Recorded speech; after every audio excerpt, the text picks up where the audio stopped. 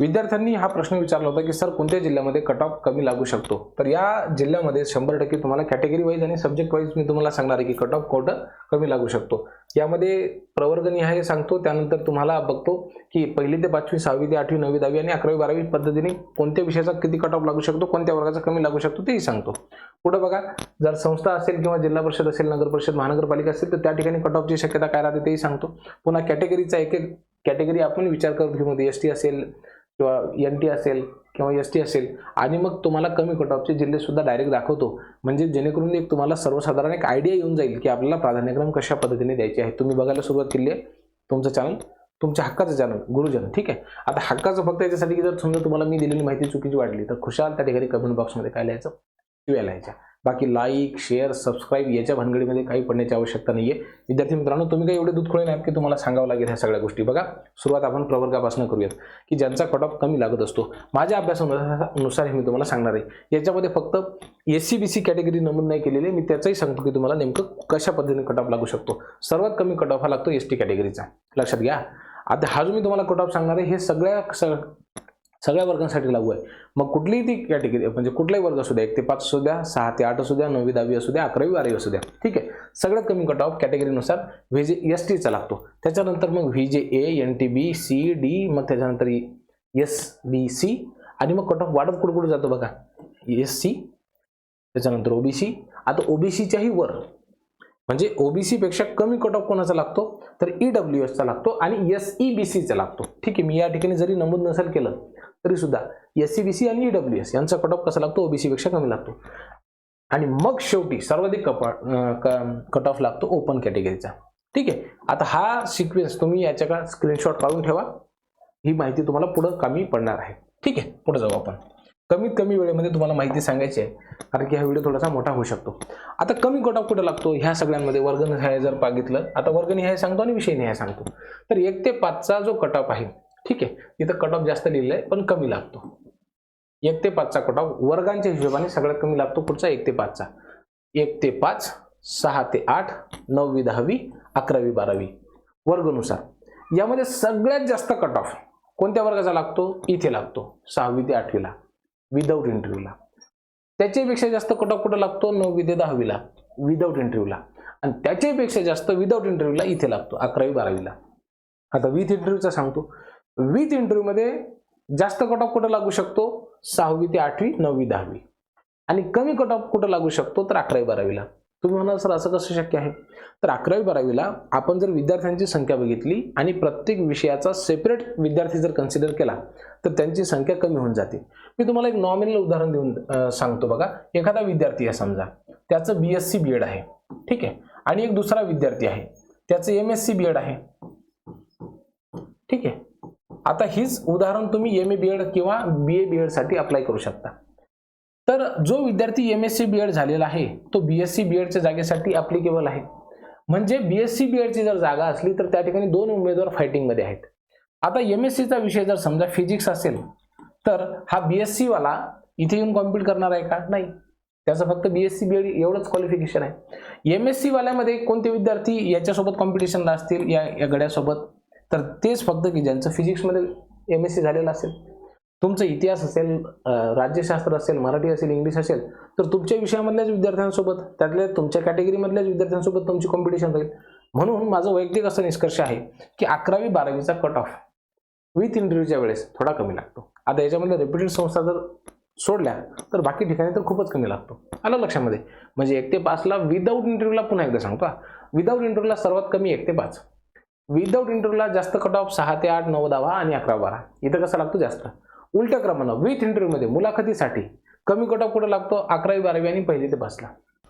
ठीक आहे, आता 1ली ते 5वीच्या शाळा जास्त विथ इंटरव्ह्यूला येतच नाहीत, परंतु 9वी 10वी आणि 6वी ते 8वी याच्यासाठीचा कट ऑफ बऱ्यापैकी लागतो. ठीक आहे, आता विषयानुसार बघू आपण किंवा कोणत्या विषयाचा कट ऑफ हा जास्त, कोणत्या विषयाचा कमी राहील. ठीक आहे, थोडी काळजीपूर्वक बघा. जास्त जो कट ऑफ लागतो की नाही तो लागतो गणित, विज्ञान, इंग्रजी, फिजिक्स, केमिस्ट्री, कॉमर्स आणि दुर्मिळ विषय. दुर्मिळ म्हणजे समजा आता बायोलॉजी असेल किंवा मॅथ्स असेल तर या ठिकाणी थोडासा जास्तच कट ऑफ लागतो. दुर्मिळ काही विषय असतात जसे IT सारखे, ज्या ठिकाणी जागा खूप कमी असतात, मग विद्यार्थ्यांची कॉम्पिटिशन खूप जास्त असते, मग त्या ठिकाणी काय होते, जास्त कट ऑफ हा लागून जातो. बीकॉमचं तुम्ही बघा, विदाऊट इंटरव्ह्यूच्या जागा असेल तर त्याच्यामध्ये जे चिटणीसाची कार्यपद्धती असेल किंवा वेगळे 2-3 विषय आहेत तर त्याचाही कट ऑफ कसा लागतो, जास्त लागतो. हे जे विषय आहेत की ज्यांचा कट ऑफ कसा लागतो, जास्त. मध्यम स्वरूपामधला कट ऑफ कोणाचा लागतो, तो सोशल सायन्स, विज्ञान विषयक विषय आणि काही भाषा विषयक विषय, त्यांचा कट ऑफ थोडासा कमी लागतो. मध्यम लागतो म्हणजे या गणितापेक्षा हे जी कॅटेगरी सांगितली याच्यापेक्षा ह्यांचा कमी लागतो. आणि सगळ्यात कमी कट ऑफ कोणाचा लागतो, इथे जास्त लिहिलेलं आहे, इथं कमी पाहिजे. ठीक आहे. सर्वात कमी कट ऑफ कसा लागतो, मराठी, हिंदी, संस्कृत, इतिहास, भूगोल, सामाजिक शास्त्र यांचा विषय थोडासा कमी लागतो. आता इथं मी सामाजिक शास्त्र नाही लिहिलं. सामाजिक शास्त्र म्हटल्यानंतर हे इथं लिहिलं मी, मध्यम स्वरूपाचा असतो. परंतु त्यामध्ये स्पेशलायझेशन जर असेल, मग त्याच्यामध्ये इतिहास आहे, भूगोल असेल, संस्कृत असेल, हिंदी असेल, मराठी असेल, यांचा कट ऑफ कमी लागतो.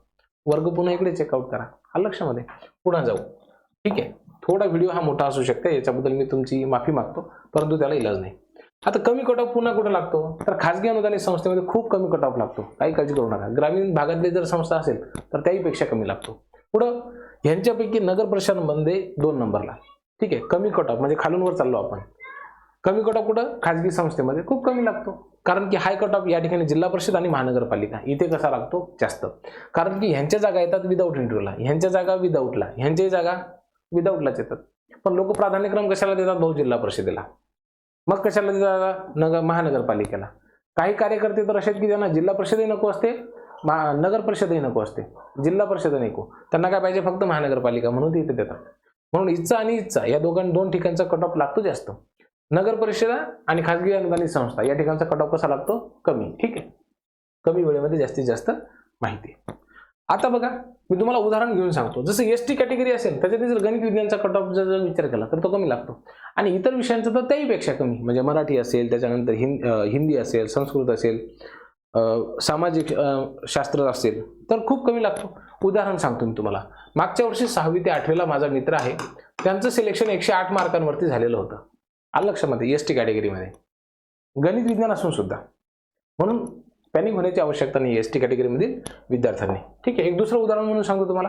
व्हीजे कॅटेगरी असेल आणि इंग्रजीचा कट ऑफ असेल, माझा मित्र 87 मार्कवरती लागला, विचार सुद्धा येणार नाही कोणाचा.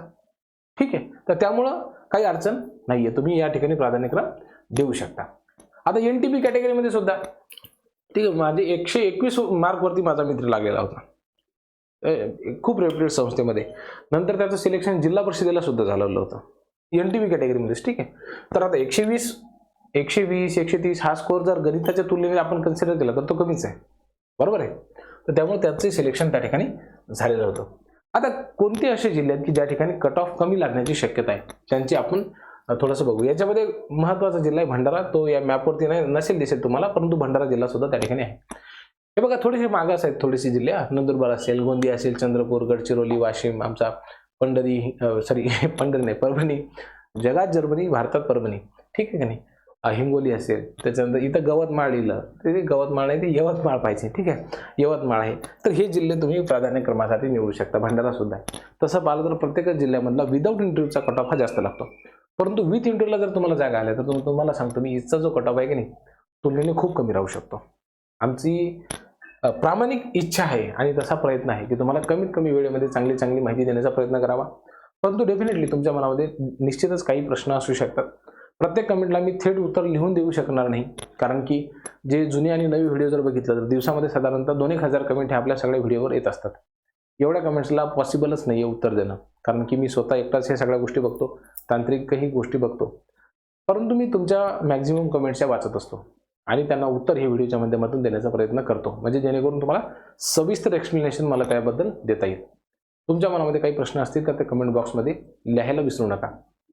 काळजी करू नका, निवड होईल. धन्यवाद.